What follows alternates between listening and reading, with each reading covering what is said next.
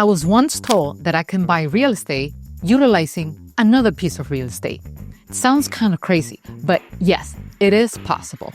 And you can do that through a product called a HELOC or a cash out refi. So today, I want to share something that has worked with me over the years, and I've implemented this method to expand my real estate portfolio over and over again. And this will work with anybody, independently whether you're looking to buy a second home to use it as a vacation home or to buy real estate to invest. Before we start, I want to make sure I get everyone on the same page. We have people from all different levels, and I want to make sure you all understand what I'm about to share. So let's assume this is your house, right? And the way you acquire equity is through the following. So let's say you purchase a home, and most likely in your purchase, you will require to put down a down payment, right? So that down payment, whether it's 20%, 5, 10, or 25, that becomes your home equity. But then over the years, you also make payments. You continue to make your payments, and that has been reducing the debt that you have with the bank. That's called the principal.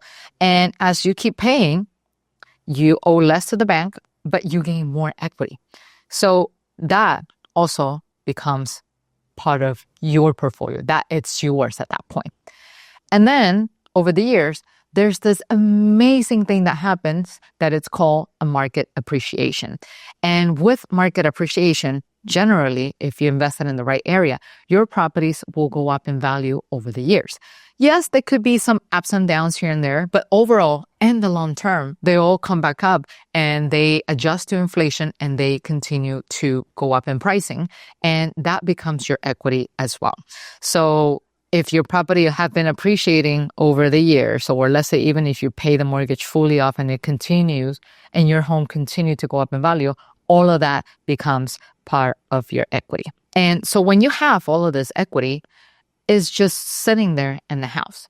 And you can actually leverage all this equity to extract money to buy that second property that's there, or whatever number of properties you want to buy. And you can do that through these two products. One is called a HELOC, that stands for Home Equity Line of Credit, and the other one is a cash out refi. The two are similar because they leverage the equity in your home or your property to make things happen, but they each have their own differences. So to start, a HELOC can only be done in your primary residence. That's why it's called Home Equity Line of Credit, because it's done in your home. On the other hand, a cash out refi, it's a bit more flexible. It works on all kinds of property. It can work on your primary residence. It can work on an investment property. Now, in terms of the equity, the money that you get to pull out, with a HELOC, this functions as a credit card, meaning that the bank is going to come in and it's going to approve you a certain amount. Let's say, for example, you have a home equity line of credit of $80,000. You have that money at your disposal, but you don't have to use all of it. You use it only when you need to. So let's say, for example, one year you came across a great deal and you want to use that money, you can use only $10,000 of it, or probably $20,000. And you will be paying interest only on that chunk of money that you utilize. Then you pay it off over the years, and then your credit line goes back to $80,000. And let's say another project comes in and you want to invest in it, you pull the money out, but this time you use a lot more, right? Okay, you use it, but then you pay it off, and then everything resets, and then you get the same home equity line available for you use. So in that sense, it works exactly like a credit card. With a cash out refi, this is in fact a mortgage. That means that if the bank has done an appraisal in your property and assessed the worth of your home and your credit worthiness, they decided that they can give you a total of $80,000 in liquid cash, and they have to give it to you all at once. There's no such thing as I'm going to use it whenever I need it. No, they're going to deposit all those $80,000 into a bank account of your choice, and you start paying interest immediately on that. Okay. So on the HELOC side, you pay interest only on what you need. And then on the cash out refi side, you pay interest on everything. Another thing with the HELOC is that you're going to have to pay some fees to maintain that credit line open. Think of it as a credit card membership sort of thing. On the cash out refi side, you pay that at the beginning. You pay a mortgage origination fee, and that's to the extent of it. You only pay that at the beginning, and then you don't have to worry about that. With a HELOC, you have to pay that every year just to maintain that open. Once again, it's kind of like a credit card membership. Like you pay an annual fee just to maintain the status, so to speak. Now, in terms of interest rates, HELOCs have variable interest. So that means that you can have a rate of like 5% today, and if interest rates go up tomorrow, they will go up to 6% or something like that. And the opposite can happen as well. And this point right here creates a lot of anxiety for investors because sometimes they don't like what's uncertain. Like they're afraid of what could happen in the market.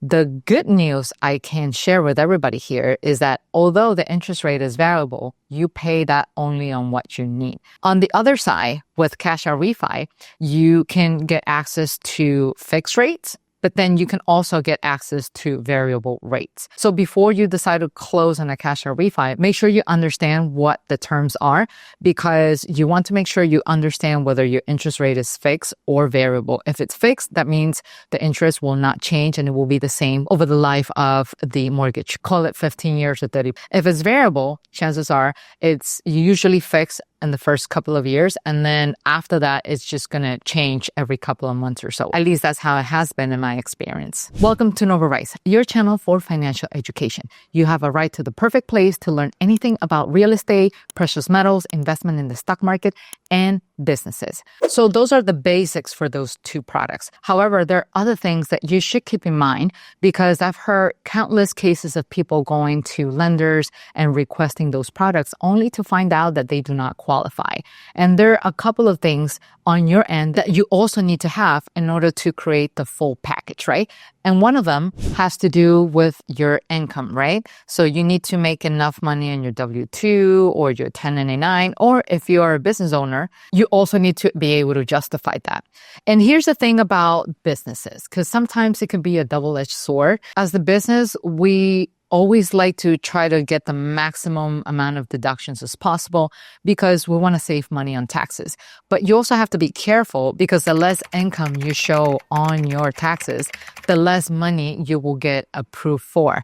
So I've heard of countless scenarios of people who have come in and they have a house that is fully paid and they want to go and apply to pull the equity out only to find out that the bank is not willing to do that because they're not making enough income to cover that liability, meaning to cover the monthly payments in the event that you choose to proceed with the HELOC application or with the cash out refi. So having income is extremely important. So make sure that you have your W-2 in order, your 1099. And then when I talk about businesses, I'm not just talking about your coffee shop or your barber shop or any small businesses, but I'm also talking about your real estate business. If you receive rental income, make sure those appear in your income tax returns because the lenders are going to see that you're actually generating more and more income, and that will increase your likelihood of not just getting approved, but also getting the maximum amount of the loan possible. Now, another question that I get often is how much money is the bank going to give me, right?